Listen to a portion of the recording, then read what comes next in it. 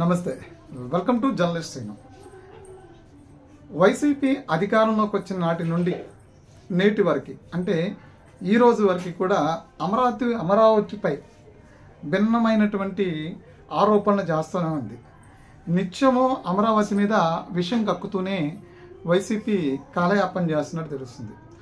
వర్షాలు వచ్చిన ప్రతిసారి కూడా అమరావతి మునిగిపోతుంది అనేది ఒక ప్రచారం అయితే, అధికారంలో ఉన్నప్పుడు 3 రాజధానుల ప్రకటన చేసినప్పుడు అది అమరావతి కాదు కమరావతి అంటూ చేసినటువంటి ఒక ప్రకటన.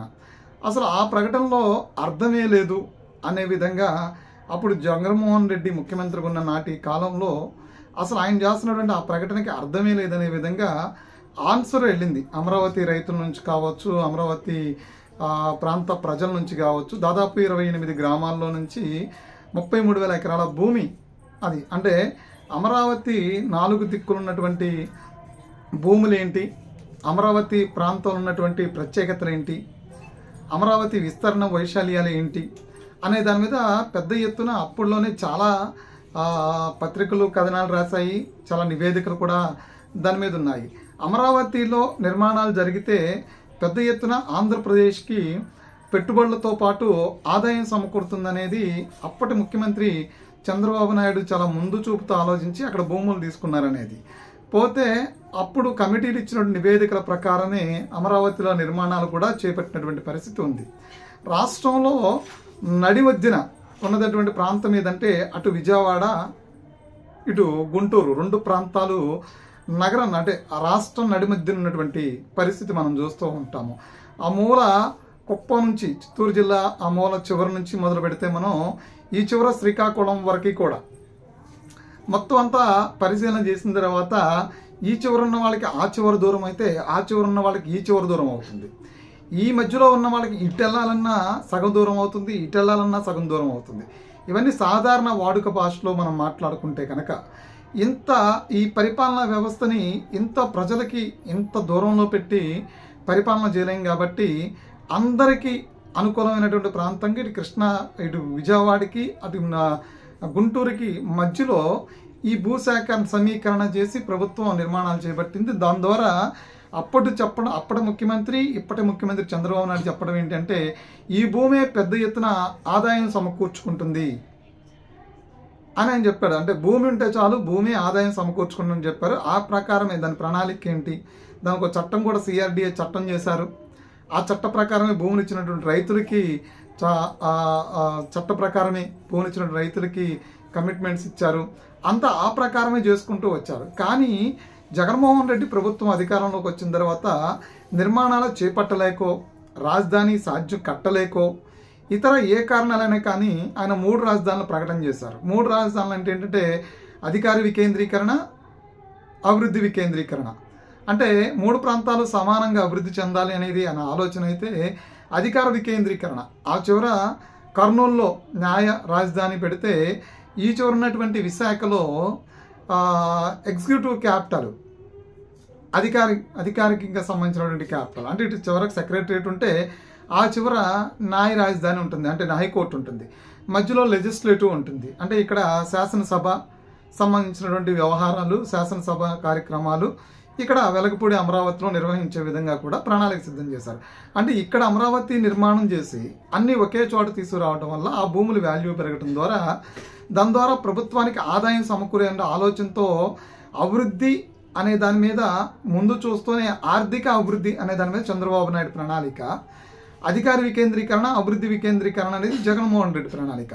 సో అధికార వికేంద్రీకరణ అభివృద్ధి వికేంద్రీకరణ సాధ్యపడుతుందా అనేది అప్పుడు నివేదికలు మనం చూస్తే మేధావుల అంచనాలన్నీ కూడా ఇది సాధ్యపడదు అని ఆయన ప్రకటన వెంటనే చెప్పినప్పటికి కూడా దాన్ని వెనక్కి అడిగేయకుండా చేస్తాం అంటూ ప్రకటన చేసిన నాటి నుంచి అధికారం కోల్పోయిన దాకా 5 ఏళ్లలో ఎప్పుడూ కూడా ఆ రాజధానికి సంబంధించినటువంటి వ్యవహారాలు ఎక్కడా లేదు. ఈలోపు అమరావతి తరలించడానికి వీలు లేదని హైకోర్టు చెప్పడం, తర్వాత అమరావతిలో నిర్మాణాలు పెండింగ్లో ఉన్న నిర్మాణాలు పూర్తి చేయండి అని చెప్పని హైకోర్టు చెప్పడం, దాన్ని పూర్తి చేయడానికి మా దగ్గర నిధులు లేవని చెప్పని ప్రభుత్వం తప్పించుకునేటువంటి పరిస్థితి, అంటే తప్పించుకున్నటువంటి పరిస్థితి, అంటే నిర్మాణాలు చేపట్టకుండా దాన్ని జాప్యం చేయడం, ఈరోపు ఎన్నికలు రావటం, ఆ ప్రాంత ప్రజలు జగన్మోహన్ రెడ్డి మీద ఏదైతే ఈ పరిపాలన చూసిన తర్వాత అది తుగ్లక్ పరిపాలన అని రకరకాలుగా ఆయన పరిపాలనకి పేర్లు పెట్టడం, ఆ తర్వాత ఆయన అధికారం నుంచి ప్రజలు 11 స్థానాలకి పరిమితం చేసి దించేయడం, ఇది ఓవరాల్గా జరిగినటువంటి కాన్సెప్ట్ అమరావతికి సంబంధించి.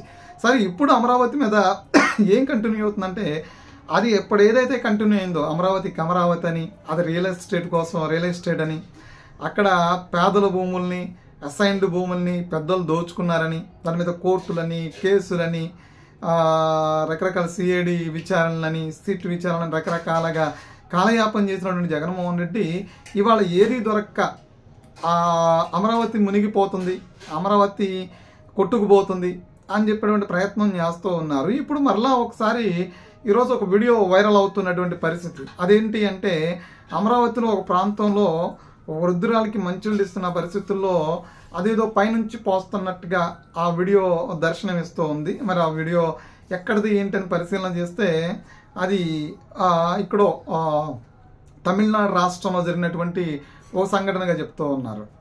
అంటే దాని వాస్తవాలు అయ్యి అక్కడ తమిళ్లో రాసినటువంటి దాని మీద రాసినటువంటి వ్యాసం కనిపిస్తుంది. అక్కడ ఇక్కడ జరిగింది ఏంటనే దాని మీద అక్కడ అది కనిపిస్తుంది. మరి అలాంటి ప్రచారాలకు సంబంధించినటువంటి, అంటే అమరావతిని ప్రతిసారి కూడా బేస్ చేసుకునే సందర్భంలో ఈ ఫేక్ ప్రచారం ఏదైతుందో అది ఎక్కువగా కనిపిస్తుంది. అంటే ఇక్కడ అమరావతి అనేది ఒకటి సొంతం కాదు, ఒకటి సొత్తు కాదు. అమరావతి అనేది ఆంధ్రప్రదేశ్ రాజధాని.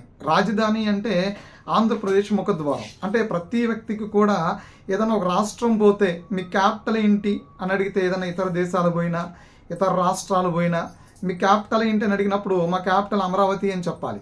మా క్యాపిటల్కి అమరావతి అనే నామకరణ పేరుందని చెప్పాలి.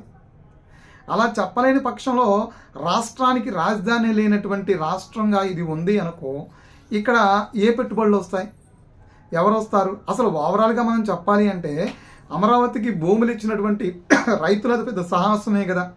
ఆ రోజుల్లో 3 పంటలు పండేటువంటి భూమి, కోట్ల ఖరీదు చేసేటువంటి భూమి, ఆ భూమి ఇవ్వటం అంటేనే అది ఒక పెద్ద పండగ అని చెప్పుకోవచ్చు కదా. అలా ఇవ్వటమే మనకు చాలా ఎక్కువ కదా. మరి అలా భూములు ఇవ్వటం అనే దాన్ని రైతుల్ని ఎలా తక్కువ చేస్తాం?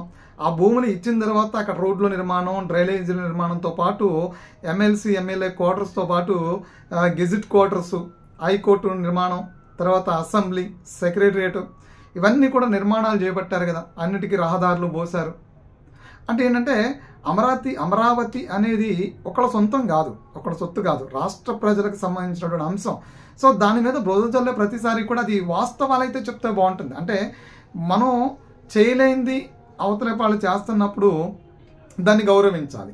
రాజకీయంగా వాడుకోవాలంటే ఇక్కడ అధికారంలో ఉన్నటువంటి పార్టీ తప్పులు చేస్తే దాన్ని ఎత్తి చూపించవచ్చు, కానీ ప్రజలకు సంబంధించినటువంటి వాటి మీద కూడా విషం చల్లడం అనేది అది ఒక నేరంగా పరిగణనలు తీసుకోవాలి. వాస్తవానికి అమరావతి మీద విష ప్రచారం చేసే వాళ్ళ మీద సుమోటోగా కేసులు పెట్టాలి, లేదంటే ప్రభుత్వం పెద్ద ఎత్తున చర్యలు తీసుకోవాలి. ప్రభుత్వం చర్యలు తీసుకోవడంలో జాప్యం చేస్తూ ఉంది. అమరావతి మీద రోజు రోజుకి భిన్నమైనటువంటి ఆరోపణలు వెలువడుతూ ఉన్నాయి. సోషల్ మీడియాలో అయితే విపరీతమైనటువంటి ఆరోపణలు, దాని కులానికి అమరావతి కుల ప్రాంతం కింద చిత్రీకరిస్తూ ఉన్నారు.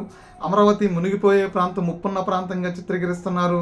అమరావతి అంటేనే అదొక అంటరానటువంటి ఒక ప్రాంతంగా, లేదంటే ఆ ప్రాంతంలోకి వెళ్తే అదేదో ఒక భూతాల దీవులోకి వెళుతున్నట్టుగా, గతంలో శ్మశానాలని, అదొక ఎడారని, రకరకాలుగా అంటే ఇన్ని ప్రచారాలు చేసిన తర్వాత కూడా అమరావతి నిర్మాణం జరుగుతున్న నేపథ్యంలో ఇలాంటి కుట్రపూర్వకమైనటువంటి ఆలోచనల్ని నియంత్రించడంలో ప్రభుత్వం వెనక్కి వెళ్ళిపోతుందా? అసలు ప్రభుత్వం అమరావతి మీద అనేది ఆంధ్రప్రదేశ్ రాజధాని కదా, దాని మీద ఎవరైనా విష ప్రచారం చేస్తూ ఉంటే చర్యలు చాలా సీరియస్గా యాక్షన్ ఉండాలి కదా. మరి ఎందుకు ఆ చర్యలు యాక్షన్ తీసుకోవడంలో ప్రభుత్వం వైఫల్యం చెందుతుందా అనేది కూడా చాలా ఈ దారుణమైనటువంటి పరిస్థితి. అలా ఎలా ప్రభుత్వం మిన్నకుండిపోతుంది, ఎందుకు ప్రభుత్వం అలా సైలెంట్గా ఉండిపోతుంది అనే దాని మీద కూడా చాలా చర్చ నడుస్తుంది. సో ఓవరాల్గా వైసీపీ చేస్తున్నటువంటి ప్రచారం ఏదైతే ఉందో ఆ ప్రచారం అది ఫేక్ ప్రచారం, ప్రజలు దాన్ని నమ్మాల్సిన అవసరం లేదు. కానీ అమరావతి మీద ప్రచారం చేయాలనుకునేటువంటి ఆ కుట్ర ఆలోచన ఏదైతే ఉందో అప్పుడు ఇప్పుడు ఎందుకు కంటిన్యూ చేస్తున్నారు అనేది చాలా $1 మిలియన్ ప్రశ్నగా మిగిలిపోతూ ఉంది. అసలు ఎందుకు దాని మీద విషయం జల్లుతూ ఉన్నారు? అమరావతిలో ఎందుకు దాన్ని కట్టితే ఈ గవర్నమెంట్కి, అంటే గత ప్రభుత్వానికి లేదా వైఎస్ఆర్సీపీకి వస్తున్నటువంటి నష్టం ఏంటి అనే దాన్ని ప్రజలు సీరియస్గా తీసుకోవాల్సిన ఆవశ్యకత ఉంది. అయితే అమరావతి మీద విషయం జల్లేటువంటి ఏదైతే ఈ యూట్యూబ్ ఛానల్స్ కావచ్చు, ఈ సోషల్ మీడియా కావచ్చు, అంటే ఆ వ్యక్తులు కావచ్చు, వాళ్ళ మీద యాక్షన్ మాత్రం ప్రభుత్వం సీరియస్గా తీసుకోవాలి. అమరావతిలో నిన్నటి దాకా మునిగిపోతున్నది ముప్పున్న ప్రాంతం అని చెప్పారు. ఇవాళ కుల ప్రాతిపదికన ఒక వీడియో తీసుకొచ్చి, ఎక్కడితో ఒక ఫేక్ వీడియో తీసుకొచ్చి ప్రచారం చేస్తూ ఉన్నారంటే దాని మీద ప్రభుత్వం ఇంకా సీరియస్గా అవ్వలేకపోతే ఇంకా రకరకాలైనటువంటి ఆరోపణలు, రకరకాలమైనటువంటి విష ప్రచారాలు అమరావతి మీద జరిగేటువంటి అవకాశం ఎక్కువగా కనిపిస్తుంది.